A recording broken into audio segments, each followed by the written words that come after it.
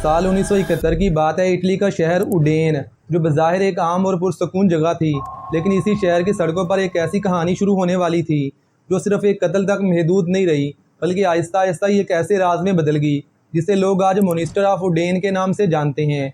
ये वो केस है जहाँ सच और कियास राइयाँ एक दूसरे में इस तरह घुल मिल गई कि आज भी ये तय कर पाना मुश्किल है कि असल हकीकत क्या थी और ये कहानी कहाँ से शुरू होकर कहाँ ख़त्म होती है। क्योंकि इस केस में एक नहीं, दो नहीं, तीन ही, बल्कि चार चार लड़कियां मारी गई। और अजीब बात यह कि इन चारों का आपस में कोई ताल्लुक नहीं था। हाँ, जो चीज़ कॉमन थी वो था इनके मर्डर का तरीका, जो कि बहुत ही खौफनाक था। और हर बार पुलिस से पहले मीडिया वाले वहाँ पहुँच जाते, क्योंकि ये कातिल अपने हर कत्ल के बाद मीडिया वालों को कॉल करके इतला देता। तो आइए फिर इस केस को शुरू से लेकर आखिर तक समझते हैं और वहीं चलते हैं जहाँ से ये सब शुरू हुआ।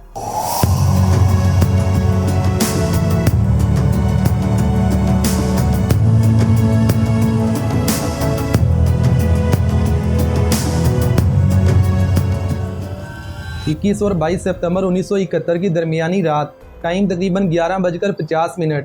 इटली के एक शहर का एक सुनसान इलाका, जहां रात के वक्त चंद मखसूस सरगर्मियां होती थी, जिनमें से एक प्रोस्टिट्यूशन भी था। उसी रात अंधेरी गली में एक कार खड़ी थी, लॉन्चिया फ्लोविया। ये कार किसी आम शख्स की नहीं थी, ये थी एक 35 साल इरेन बेटली की, एक ऐसी औरत जिसकी ज़िंदगी खुद एक जदोजहद की कहानी थी। इसका बचपन यतीम खानों में गुजरा, ज़िंदगी ने कभी इसे सुकून का सांस लेने नहीं दिया और आखिरकार वो अपने 13 साल बेटे के साथ उडीन में आकर बस गई, अपना और अपने बेटे का पेट पालने के लिए।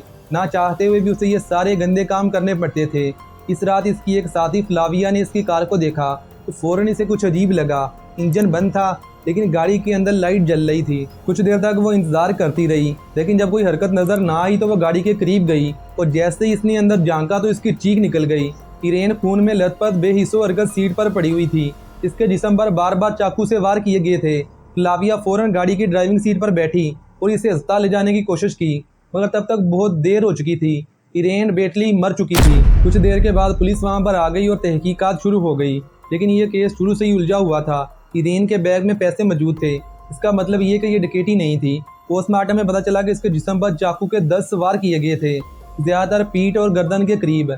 इससे अंदाज़ा हुआ कि कातिल इसके बहुत ही करीब था। शायद वो इसे जानती थी, शायद वो इसका कस्टमर था। लेकिन सबसे हैरानकुन वो फ़ोन कॉल थी जो एक मकामी अखबार को मिली, जिसमें एक नामालूम शख्स ने कत्ल की इतला दी थी पुलिस से भी पहले। ये एक ऐसा इशारा था जो सीधा कातिल की तरफ जाता था, मगर वो शख्स कभी सामने नहीं आया। और वहाँ पर मौजूद कुछ गवाहों ने बताया कि कत्ल से कुछ देर पहले इरेन की कार के इर्द गिर्द कुछ मशकूक लोग मौजूद थे, जिनमें एक मर्द, एक औरत और 2 मजीद अफराद, जैसे कोई मंसूबा बन रहा हो। पुलिस ने कई लोगों से पूछगछ की, फ्लाविया पर भी शक किया, हत्ता कि इसे गिरफ्तार भी किया गया, लेकिन इसके खिलाफ कोई ठोस सबूत नहीं मिला। वक्त गुजरने के साथ साथ ये केस सर्द पड़ने लगा, लेकिन ये कहानी यहाँ पर ख़त्म नहीं हुई। चंद साल बाद इसी शहर में एक और कत्ल हुआ। 1976 में एक औरत, जिसे अक्सर मारिया ल्यूसा बर्नाडो के नाम से जोड़ा जाता है, मुर्दा पाई गई। इसका कत्ल भी बहुत ही ब्रूटली किया गया था। इसके गले पर चाकू से गहरा वार किया गया था और जिस्म पर अजीब किस्म के निशानात थे। ये वही पैटर्न था जो इरेन के केस में देखा गया था। अचानक हमला, करीब से वार और एक ख़ास किस्म की ब्रूटल इंटेंसिटी। पुलिस को पहली बार लगा कि शायद ये कोई इत्तेफाक नहीं, बल्कि ये एक सीरीज़ है। फिर कुछ अरसे के बाद एक और केस सामने आया। एक और औरत, जिसका तल्लुक किसी रात के माहौल से था, अपने ही घर के अंदर मुर्दा पाई गई। इस बार कत्ल का तरीका कुछ मुख्तलिफ था, लेकिन कुछ चीज़ें एक जैसी थी। जिस्म पर निशानात, तशद्दुद का एक ख़ास अंदाज और सबसे बढ़कर कोई वाज़ेह मोटिव नहीं, ना चोरी न ज़ाती दुश्मनी। यहाँ से मॉन्स्टर ऑफ उडेन का नज़रिया मजबूत होना शुरू हुआ। इसी दौरान एक चौथा कत्ल भी रिपोर्ट हुआ 1980 की दहाई के करीब, जिसमें एक औरत को इंतहाई ब्रूटली तरीके से मारा गया। इस केस में भी वही चीज़ें दोहराई गई, गला काटना, जिस्म पर मखसूस कट्स और क्राइम सीन का एक अजीब अंदाज। लेकिन अभी तक पुलिस के हाथ में कोई भी ऐसा सबूत नहीं लगा था जिससे वो किसी नतीजे पर पहुँच पाएँ। माहिरीन ने बाद में कहा कि ये सब कत्ल एक ही शख्स का काम हो सकते हैं, क्योंकि इन सब में एक हिडन पैटर्न था, एक ऐसा सिग्नेचर जो आम नज़र से छुपा हुआ था, लेकिन गहराई में देखने पर यह पैटर्न वाज़ेह होता था। एक माहिर एडिसन, जो बाद में इस केस पर एक लंबा अरसा काम करता रहा, इसका कहना था ये कत्ल रैंडम नहीं थे। इसके मुताबिक कातिल का एक खास पैटर्न था। वो पहले अपने शिकार को अप्रोच करता, फिर हमला करता और बाद में क्राइम सीन को इस तरह छोड़ता कि असल हकीकत छुप जाए। इसने ये भी कहा कि इरेन बेटली का कत्ल शायद इस सिलसिले की शुरुआत थी, एक ऐसा पहला कदम जिसके बाद कातिल मजीद बेखौफ हो गया। लेकिन एक सवाल जो आज भी बाकी है, क्या वाकई ये सब एक ही शख्स का काम था? क्योंकि इन केसेस में कुछ फ़र्क भी थे।